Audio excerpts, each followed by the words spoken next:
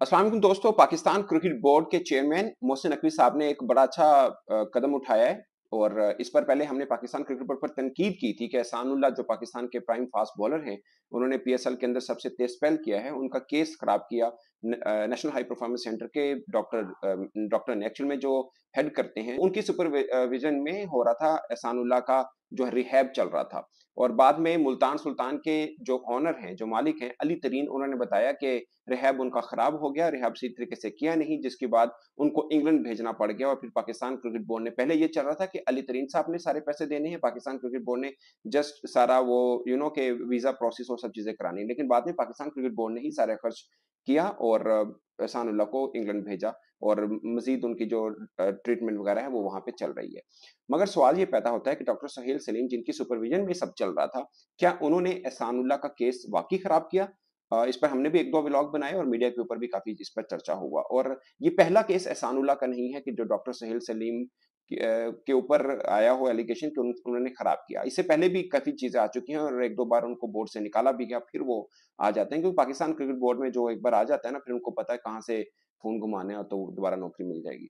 मगर इस बार मोहसिन नकवी साहब ने एक अच्छा कदम ये उठाया, उन्होंने एक 3 डॉक्टर्स का पैनल बनाया है कि इस केस, क्योंकि मैं बोलूंगा तो एक जर्नलिस्ट हूँ, हम जर्नलिस्ट पॉइंट ऑफ व्यू से बोलेंगे, कोई और क्रिकेटर बोलेगा तो वो अपने पॉइंट ऑफ व्यू से बोलेगा, तो उन्होंने डॉक्टर्स का पैनल बना दिया कि भाई आप देखें वाकई ही इन्होंने केस को खराब किया। वैसे मैं आपको एक बात बता दूं कि जो मेरी इतलात है कि डॉक्टर सुहेल सलीम ने जो सुपरवाइज कर रहे थे डायरेक्टली, वो देख ही नहीं रहे थे सानुल्लाह का केस, यानी जिम्मेदारी उनकी थी कि उन्होंने देखने, उन्होंने आगे जिनकी जिम्मेदारी डाल दी थी उनमें से एक भी डॉक्टर नहीं था जिनके जिम्मे उन्होंने लगा दिया यार देख ली इनको करा ली, ऐसा यानी मसला ही कोई नहीं, गल ही कोई नहीं, रिस्पॉन्सिबिलिटी नहीं ली एक्चुअल में। यानी वो समझा ही नहीं यार एहसानुल्लाह का खैर है, कर लेंगे, ये भी कर देंगे।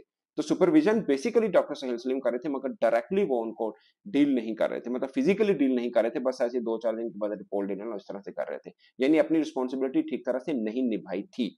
पॉइंट ये है।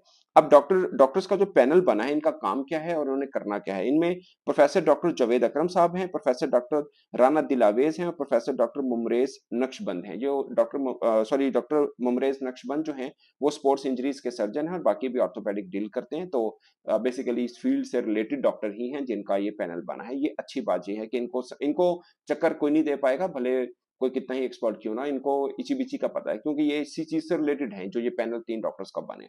तो ये छोटी बात नहीं है। चेयरमैन पीसीबी ने एक पैनल बना दिया कि ये देखो वाकई ही क्या जो डॉक्टर हैं क्रिकेट बोर्ड के, उनसे केस खराब हुआ। अगर उनसे केस खराब हुआ है तो जाहिर है ये पैनल एम नहीं बन गया। होता है ना हमारे यहाँ किसी चीज को रोलना हो तो कमेटी बना दो, तो मुझे लगता है ये रोलने के लिए नहीं बनी है। ये जिसे बोलते हैं कि डायरेक्ट एक कमेटी बनी है जिसने वाकई ही फैक्ट बताने हैं कि उनसे गलती हुई है या नहीं हुई है। और वो उन्होंने मोहसिन नकवी साहब को बता देना, फिर मोहसिन नकवी साहब आगे से जो भी उन्होंने एक्शन लेना वो ले लेंगे। और दूसरा उन्होंने ये भी बताना है कि एहसानुल्लाह के केस को अब एक्चुअली डील कैसे किया जा सकता है।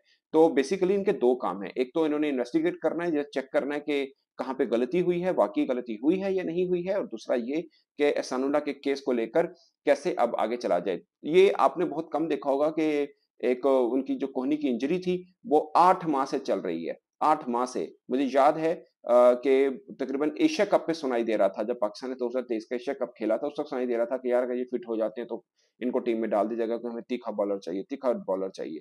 नहीं हुआ। इनका 100 लीग जो इंग्लैंड में थी उसमें उनका कॉन्ट्रैक्ट हुआ, लेकिन इंजरी की वजह से वहां पे भी नहीं जा पाए। वहां पे भी देखना था कि वो कितने अच्छे बॉल कर पाते हैं। फिर हुआ कि शायद आगे किसी सीरीज में, मगर कहीं पे और बिलाखिर पीएसएल के ऊपर हुआ कि यार शायद पीएसएल खेल लें, मगर उनकी इंजरी के ठीक होने का नाम ही नहीं ले रही थी।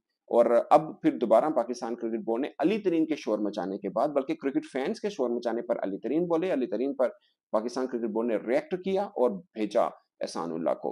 मगर अब उनकी अपडेट नहीं आई है, अगरचे वहां पे एक स्पेशलिस्ट हैं जो स्पोर्ट्स इंजरीज के सर्जन हैं, गोरे डॉक्टर इंग्लैंड के, उनको दिखाया कि क्या इनको सर्जरी की जरूरत है या क्या है।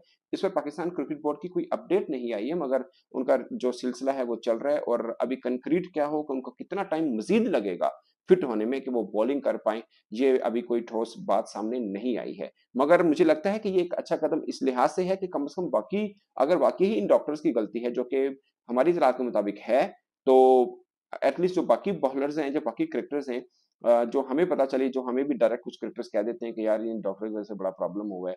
बल्कि मैं आपको बताऊँ, आपको पिछले व्लॉग में भी एक मैंने एग्जांपल दी थी कि मोहम्मद हफीज जो थे, उनको इंजरी हुई, उन्होंने खुद अपने पैसों से बाहर इलाज करवाया था, पाक पीसीबी के डॉक्टर से नहीं करवाया था कि ये केस खराब कर देते हैं। जिसे कहते हैं ना, एनु लोल है, जो हमारे यहाँ मैं भावलपुर से हूँ, हमारे यहाँ मुहावरा है, कोई थोड़ी सी भी किसी की केस खराब हो जाए, कहते हैं एनु लोल है जो।